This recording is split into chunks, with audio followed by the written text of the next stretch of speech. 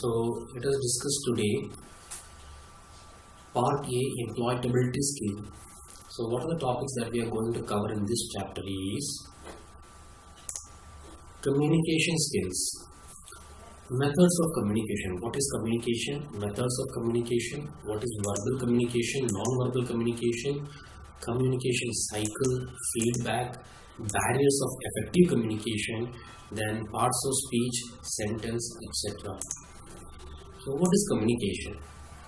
So communication is nothing but it's a process which involves sharing of information, opinion, ideas and belief between two or more persons through a continuous activities of speaking and listening and understanding. Is known as communication. So you are exchanging the information between two or more people. It can be a message, it can be information, it can be an opinion, it can be an idea, or it can be a belief. Anything. So you can use more than one person, more than two persons. So through a communication, through the process of like listening, speaking and understanding is known as communication. So you can speak, you can listen and you can understand the things comes under the categories of communication, forms the communication. So next slide. Which are the parts of communication? So communication has three main parts. First one is transmitting the information, listening the information and the feedback. Transmitting is nothing but the speaker is telling the information which the receiver is listening. After that, this person should know what he have understood. So he should show some feedback. Feedback is nothing but showing, it's actually an acknowledgement that the message has delivered to me in a proper sense that I can understand. So these are three parts of communication: transmitting, listening and feedback. Now, let us see what is communication process. So communication is process is nothing but it is actually there are two persons who are going to communicate with each other, and first person is sending some information to the next person. So we call this as input, and this person is receiving this person's input. So this is the output, and he are giving some output to this person.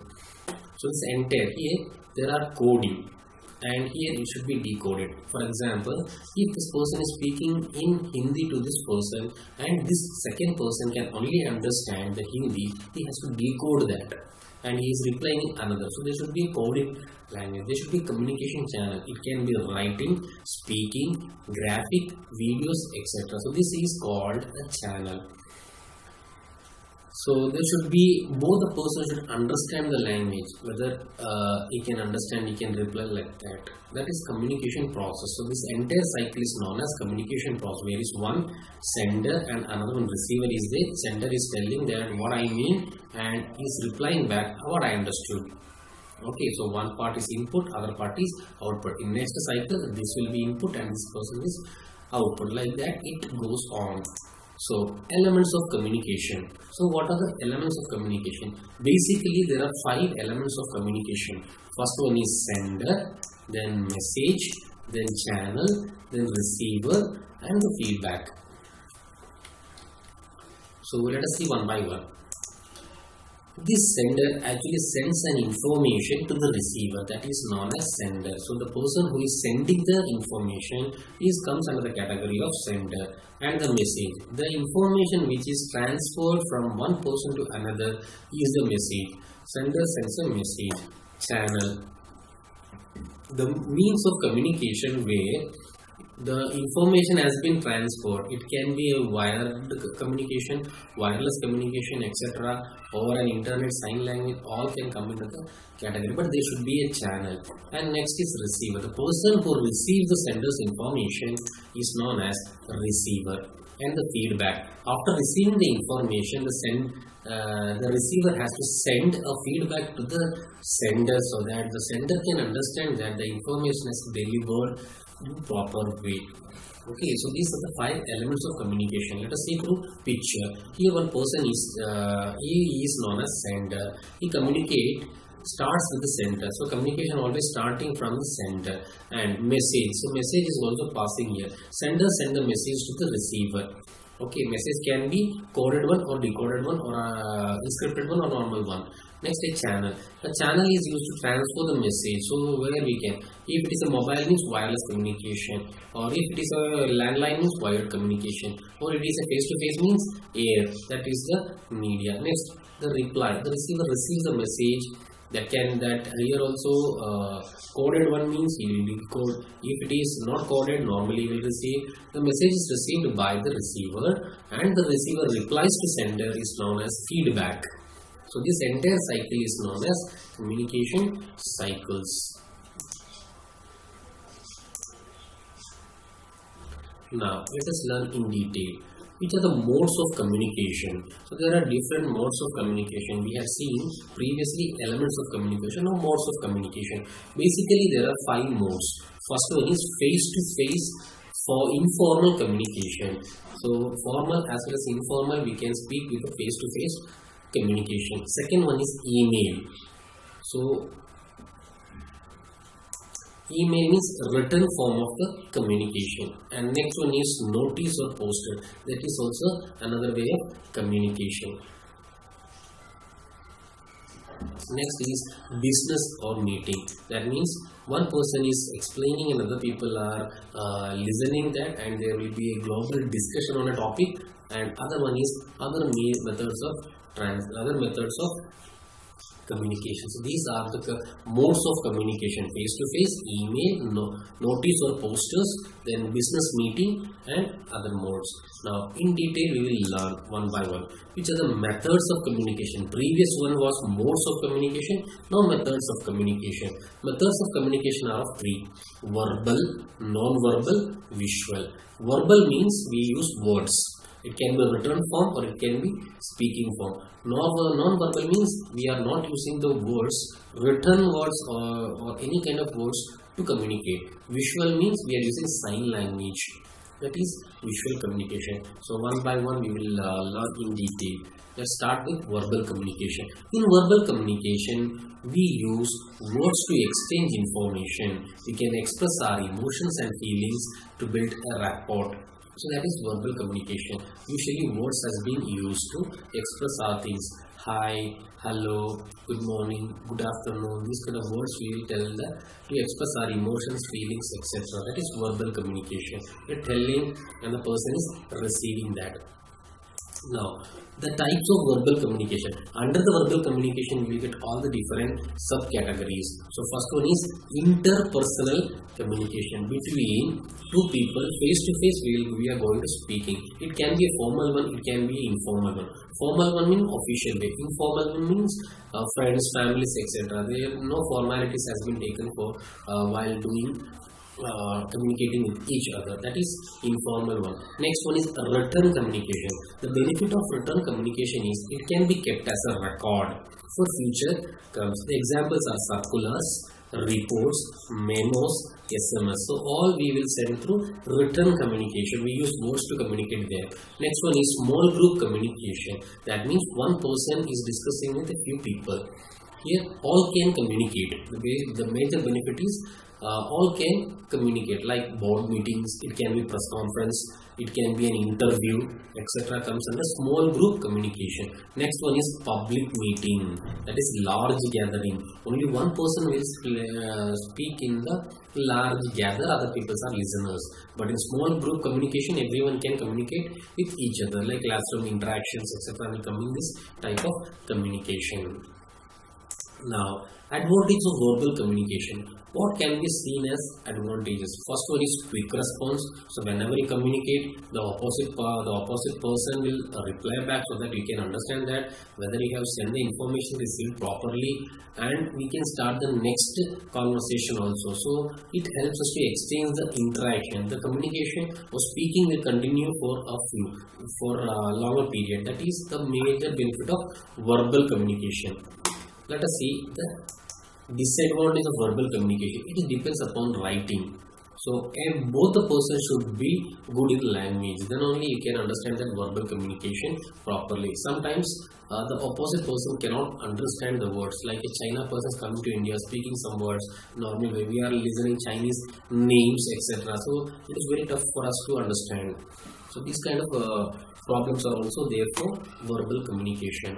Now, mastering verbal communication. How can we master in verbal communication? So we have to keep three things in our mind while telling anything with the other person. First one is think before you speak. So just simply don't blankly tell any facts for anybody. Think before you speak. So it can be positive, it can be negative. Everything we have to think clear, think neatly and tell. And the message should be concise and clear one. So it's small, short, and the person should get the clear idea about that. You should not rush to tell the information, no speediness, or you should not shout on the people so that they can understand. So these kind of things we need to keep in mind while doing verbal communication. And the last topic is we have the body postures, which comes under confidence, eye contact, standing straight, be friendly, be attentive. If one person is telling something and you are not listening to that one, that also creates problem in communication. So be attentive and be friendly. Let everyone tell the answers, tell their own opinions. You can have a discuss. So these all the three things, if you keep in mind, you can master in verbal communication.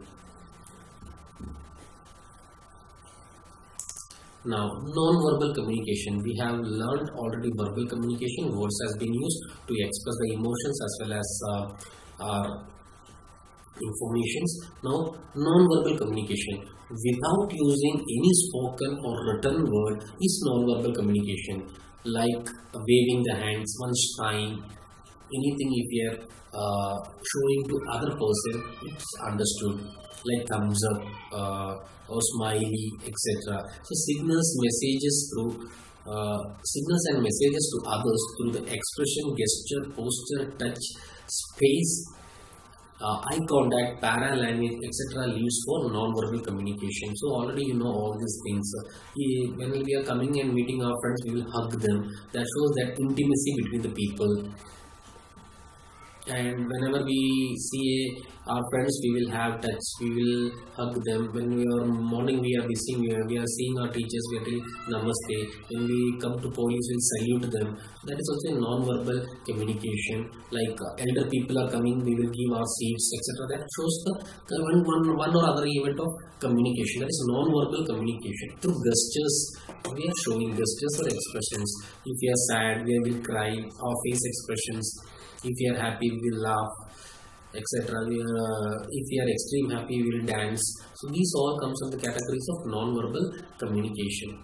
Now let us learn in detail. So in a normal communication, so importance of communication, usually people 55% of communication of the body movement, facial expression and arms. So any topic if you take, there will be some kind of gesture, some kind of movement of hands or anything, or your face expressions, attentive nature, eye contact, all will come in 55% category. And 38% communication by voice, tones and pose. If we are using nice voice modulation, tones, poses, etc., then that comes in 38% of a communication. And the last 7% of communication is by words.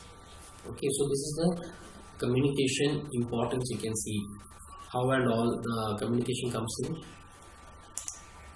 day-to-day life. Now, modes of non-verbal communication. We are discussing non-verbal. So let us see what are the modes. First one is gesture, body and gesture, body language. So the way which we see the people, we stand in front of them, shows us how we are confident and all. Sometimes facial expressions like sadness, crying, all create that kind of effect there. If we are happy, if we are anger, if we are surprised or fear, then our eyes will be opened, etc. So you can see the posture shows the confidence and the sign of weakness. If you are hiding behind another person, it shows that you are having some negativity that you are not supposed to show the crowd. So you can see their gestures. So we are thumbs up. So signboards, etc. These kind of things are used as non-verbal communication, and the gap between the people. So when you are coming, if you are maintaining more gap, if strangers know, we will keep more gap. If your intimate friends are coming, we will hug. That kind of things also comes under the categories of modes of communication. Now, modes of communication usually shows first one is touch. So if we touch on a baby, or if we tap on our anybody else, like "Wow, beta, ye better hai," then they will get more confident. So that is also a mode of communicating. Then space. The space between the two persons shows that how they are intimate or how they are closeness to each other. And last one is eye contact. Eye contact shows the confidence what you are having in front of the people. If you see face to face properly in communicating, that will be very good. If you show a dull face, or if your eye contact is not proper, that shows that you are a guilty person. So while communicating, we need to keep it in mind that we have to stand straight and communicate. Next is paralanguage. Some people are in a hurry, they will talk very fast. Like in happiness, blah blah blah, etc. will come. Nervousness or any kind of tension, their words will not come in. These kind of things will come in paralanguage. Now, the last one, visual communication. So we already discussed verbal. Next one is non-verbal. We discussed. Now we are going for visual communication. Visual means whatever we look. So usually here we use sign boards and sign images. Use images to exchange information, and that remains for a constant purpose or constant lifelong. It will remain constant. Like in front of the gate, you can see that pets are not allowed. Be aware of dogs. Then road under construction, parking, no parking, one way, etc. Signboards are there. That is for year to year, lifelong. That will be there till the changes will happen. So by that signboard will get the information. Like in some area of the schools, you can see no admission, parents are not allowed, bicycles should be kept in properly. Or in library, we can see maintain silence, no smoking, fire, etc. Details you can see in the signboards in schools or nearby places. Okay, so that comes under the categories of visual communication. Now, let us discuss detail. Communication cycle and the feedback cycle. So what is this communication cycle? It's also known as feedback cycle. So what is feedback? Feedback is nothing but the details given from the receiver to the sender. The sender receives an acknowledgement, that is known as feedback. I received the message properly and I understood this one. That is feedback. Sometimes teachers are taking class, you will shake your head, yes, I know, I don't know, these kind of things. Or when you see some person's happiness, you will give some kind of sign for them to acknowledge. That is a feedback. Okay, next, what is a good feedback? Good feedback should be specific, helpful and kind. So you might see that some people will tell good things and that helps to reinforce existing strength and rectify error. So in singing competitions and all, you had seen that judges will tell that it would be better if you change the voice modulation, and these kind of ragas etc. can also be included, or ending portion might should need to be keep in mind. These kind of positive details when they are telling to them, that gives us good feedback. So good feedback always should be a specific one and that helpful for other people or any kind of people, and that should be kind. It should not be like creating negative sense, like telling directly anything. Okay, so sender communicate to receiver and receiver gives feedback to sender. This entire process is known as communication cycle. It will exchange by sender, receiver, etc. But there should be all the four elements should be there in one communication cycle. Okay, now let us discuss in detail. So types of feedback. There are basically three types of feedback. One is positive feedback, that second one is no feedback, and third one is negative feedback. What is positive feedback? Telling good things on a particular person that reinforce him to come out of that negative facts which already caused in that communication. No feedback means not telling nothing to anybody, and the negative feedback, directly telling the bad things of the person, is called negative feedback. Negative feedback is not good, always creates sadness or any etc. So always go for positive feedback. Now, what are the importance of feedback? So feedback helps us to validate the effective listening. Okay, so when we get the proper feedback, then only the sender will come to know that he delivered the message properly to the receiver, and receiver can tell that he had understood what the sender want to tell to him, and it motivates. So good feedback will always motivate.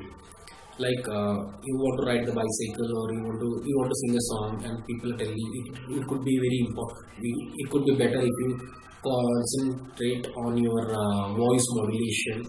So people can next time when they attend for the same event, they can do the changes and they can motivate. Last one, boost listening. So always giving feedback helps us that our listening skills will be improved. We can focus on the goal. And the next one is improve performance. So every time when we get the feedback, the previous one we will change. For example, if you are doing any dance program, you will have so many rehearsals.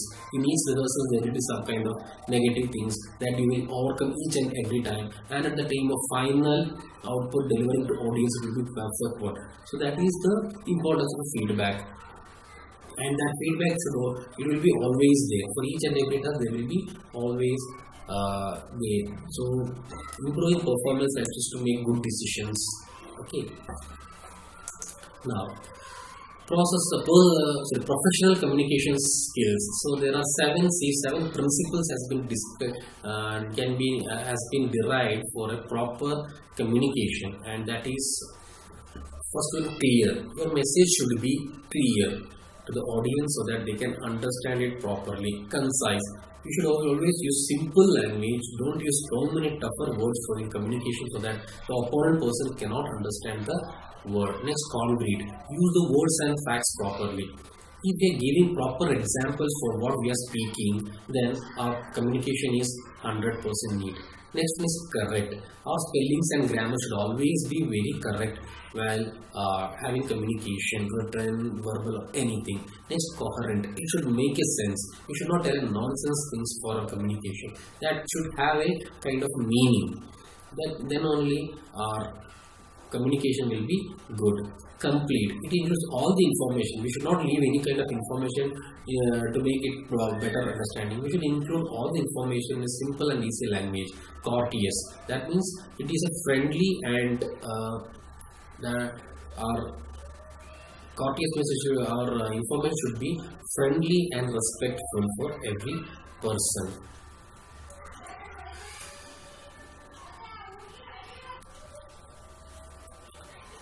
So these are the 7 C principles: clear, concise, concrete, correct, coherent, complete, and courteous. So we should need to learn all these topics, 7 topics. 7 C is very important one.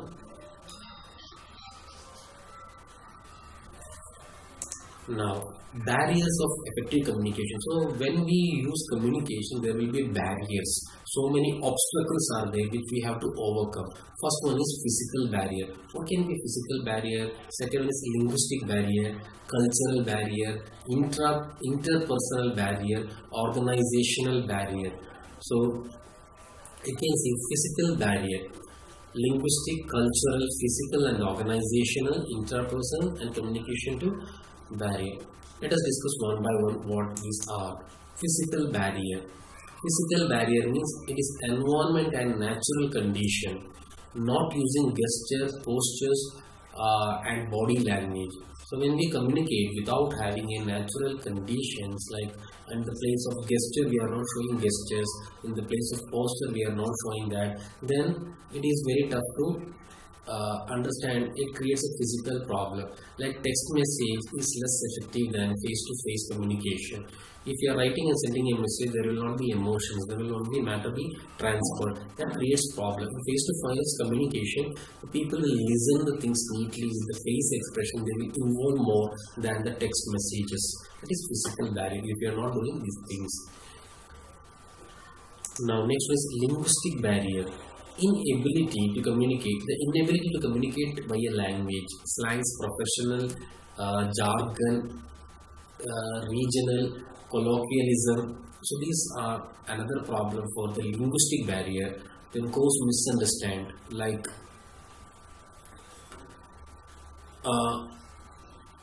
Sometimes we are not able to tell the words like Chinese names, we are not able to pronounce it properly, telling the names in a different way. So that kind of things will change the meaning.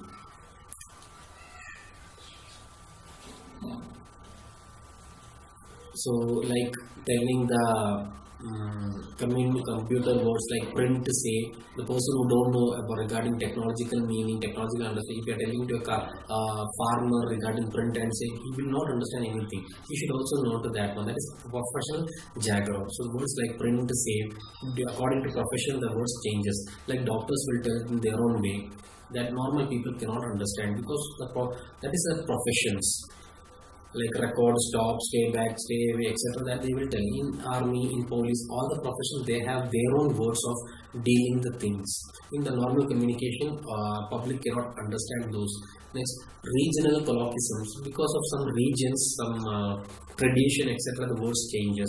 Like slangs we will use in our way. Like one person is telling away. If you are telling a and way, means is also different. It's okay, stay away, a way means it's another way. So this kind of cause misunderstanding. Linguistic barrier usually cause misunderstanding. Next, cultural barriers. People from different cultural background. So because of that also communication creates lots of problems. Not using gestures, postures, body language. Here also we'll use. Then in some area we will sit on floor and we will eat food. In some people will eat in spoon, some people will eat with hand. Like foreign countries, if you go and eat with hand, they will consider us as some different because it's not their culture to have. They have always. If you go to China, we have to eat through the pop sticks, which is very tough one. So that all these things comes under the cultural barrier. Now next, intrapersonal barrier. Sometimes our will tell that we are not able to do the task. For example, stage fear. If one person is telling to communicate to a public audience, we are not ready to stand in front of a huge crowd. We will think so many things. Our mind will tell we are not willing to do that. Stage fear, teacher fear. When some person is telling us to tell the truth, we have so many intrapersonal barriers are there. That is another problem of communication. Next, organizational barrier. Hierarchical structures or design, superior and subordinate. So organizational barrier means as a working employee, I cannot communicate so many things to my subordinates. So only those things which they need to know I should tell. And I can't tell everything for them. It is out of my profession. And the effect of flow of communication is also there. The employees will feel tough to communicate when the secrets has to be maintained. So sometimes there are trade secrets are there that we have to maintain in our day-to-day life. These kind of things will also create problems. It is an organizational barrier. My manager will not expect anything to me. Only whatever is needed that will do. Like I think you may know that if you go for a garment shop stitching T-shirt, there are branches or different branches are there where they have to do only that one, like stitching a hand, stitching the collar. There will be one section where they will only use to do stitching the collar. They will not create entire T-shirt or entire shirt for them, only collar work. So that kind of things will be there. That create problem in the organizational barrier. Next, ways to overcome barrier. How can we overcome the barrier? First of all, we should avoid assumptions. When we go to another culture, we think that how they will think.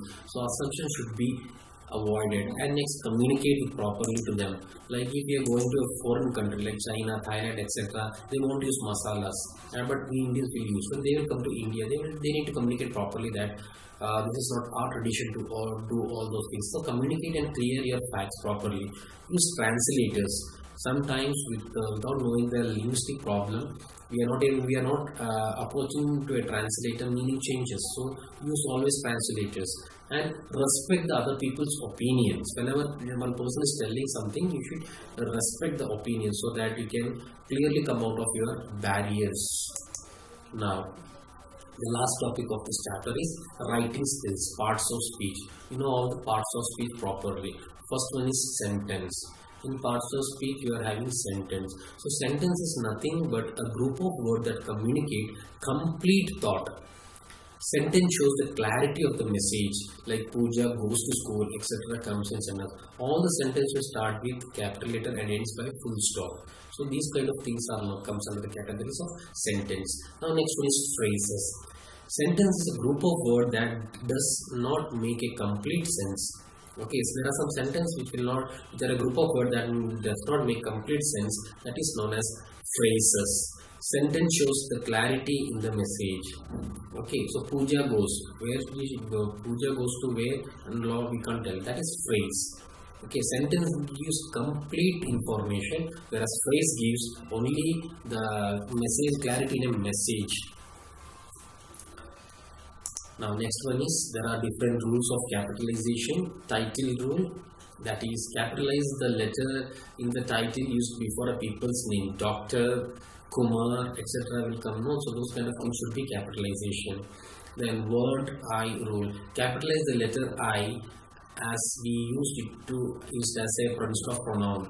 So we use sometimes instead of pronoun I, he, she, etc. So those things should be capitalized. Okay. Next, title N, capitalize the first letter in the people's name, place and month. Kumar, that is N rule, because it's a place name, etc. We have to capitalize. Next, yes rule. So in capitalization also there are some rules. Sentences, all the sentences should begin with capitalize. So these are some of the grammatical part which are main in this topic. If you read textbook, you can learn much more. Thank you for watching. Now upcoming video we will discuss the next topic.